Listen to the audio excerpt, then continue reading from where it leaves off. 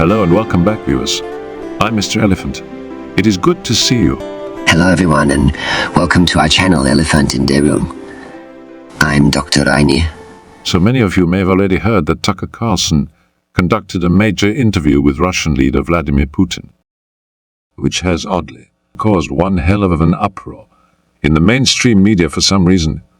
Oh good, it's not like the man has never been interviewed. Oddly, however, this particular interview has caused major pushback by the mainstream media and left-leaning individuals. Personally, I saw nothing major new in his interview. Putin has expressed these views already. However, the mainstream media has labeled this interview as a complete disgrace on Carlson's part, thus proclaiming that Carlson is not a true journalist. Others have said that Putin only used Mr. Carlson as a mouthpiece, so he could speak his political views to a Western audience.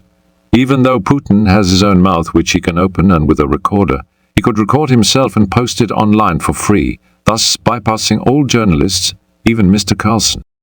But if you're like me and trying to understand what is the big issue regarding Mr. Carlson's interview, then I'm truly at a loss, because Mr. Putin has been interviewed by various people over the years. Mr. Carlson is no one new. From Barbara Walters, Charlie Rose, Chris Wallace, Matthew Chance, as well as John McLethwaite from Bloomberg, the Financial Times with Lionel Barber and Moscow Bureau Chief Henry and Megyn Kelly. Individuals not known for journalistic abilities like Larry King have interviewed Putin. Hell, even movie director Oliver Stone and supermodel Naomi Campbell have interviewed them. As if the issue is not the person who has interviewed Putin, but instead the publishing of Putin's ideas. Again, as mentioned, Putin has already expressed his ideas on various occasions. Thus, nothing new was said by the man. Could it? Because Democrats see Putin as some evil ruler or dictator? Very well. But still, why the outrage? Hell, even Dennis Rodman speaks too and has tried to get the United States to speak to the leader of North Korea, an actual dictator. Naomi Campbell and Oliver Stone interviewed Hugo Chavez. Barbara Walters interviewed Palestinian leader Yasser Arafat, the president of Venezuela Hugo Chavez, Cuba's Fidel Castro, Egyptian Anwar Sadat, and Israeli Prime Minister Menachem Begin, as well as Libyan leader Muammar Gaddafi and Syria leader Bashar al-Assad. Christina Amanpour had interviewed Mahmoud Ahmadinejad and Venezuela Nicolas Maduro, as well as Libyan's Muammar Gaddafi also. According to this Associated Press article, Mr. Carlson's fault seems to be that in him speaking to Putin, he is speaking to an accused war criminal. Again, I am willing to agree with you, but this is when I ask, what about Christina Amanpour, who interviewed Ratko Mladic, who was known as the Butcher of Bosnia, or what about her interview with Gaddafi? Even the Associated Press has said that numerous Western journalists have been trying to interview Putin. If so, why are they not attacked by news organizations for wanting to interview Putin? Why are they not called out for wanting to speak with an evil dictator and an accused war criminal as well? So again, I ask, what is the damn issue about this interview? Oh, Mr. Elephant, it is truly easy to see exactly what is happening. It is the standard women's action of what we call a frenemy. What? Oh yes, we women all do this to one another, sadly.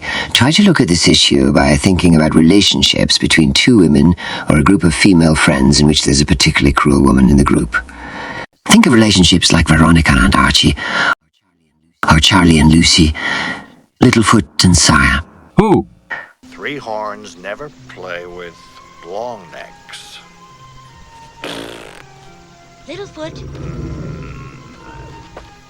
Three horns never play with long necks. Perhaps if you think of the characters of Regina, George and Katie Heron, or how about Catherine and Devlin would work better.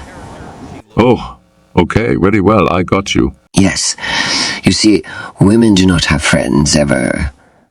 What do women actually have are frenemies. That is, and enemies that are our friends. These are enemies that, to some degree, we can endure to be with, but we will abuse them in some way at any chance we get. Are you mad? That sounds very much like someone who's flat out crazy. Women cub. Yes, of course we are women. So, you see, Tucker Carlson's or his interviewing Putin is not the issue. He is not? No, it's Trump. Trump is the issue. Trump is the sworn enemy. Therefore, anyone who I am on speaking terms with is not allowed to talk to Trump or anyone who is friends with Trump. Yes, in this case, Tucker spoke to Putin, who has a good relationship with Trump. Because of this, Tucker must now be punished and pay for his crime.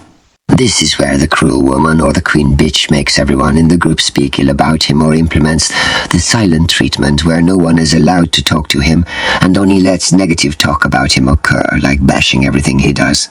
You're brutal. Because we women lack the physical strength to use might gives right, we women are mostly silent and do away with our enemies by smearing them, pending everyone against them, until we can fully impeach them out of the group treatment. So, if Tucker is not the issue, will you be willing to forgive him? Oh yes, in due time, of course, and after he's gotten on his hands and knees and apologized to me. My God, you she-cubs are crazy? Oh yes, we are that and so much more that you will never know. So then Jordan Peterson was right. In a matriarchy, everyone is stuck in the mind of a 13-year-old she-cub. Sadly, yes. All are. Please tell us your thoughts or ideas in the comments section. Also, like, share, and please subscribe. Thank you, dear viewers, for stopping by and spending time with us. See you till next time. Yes, till next time. Please be good, be safe, and take care of one another. Goodbye, dear viewers.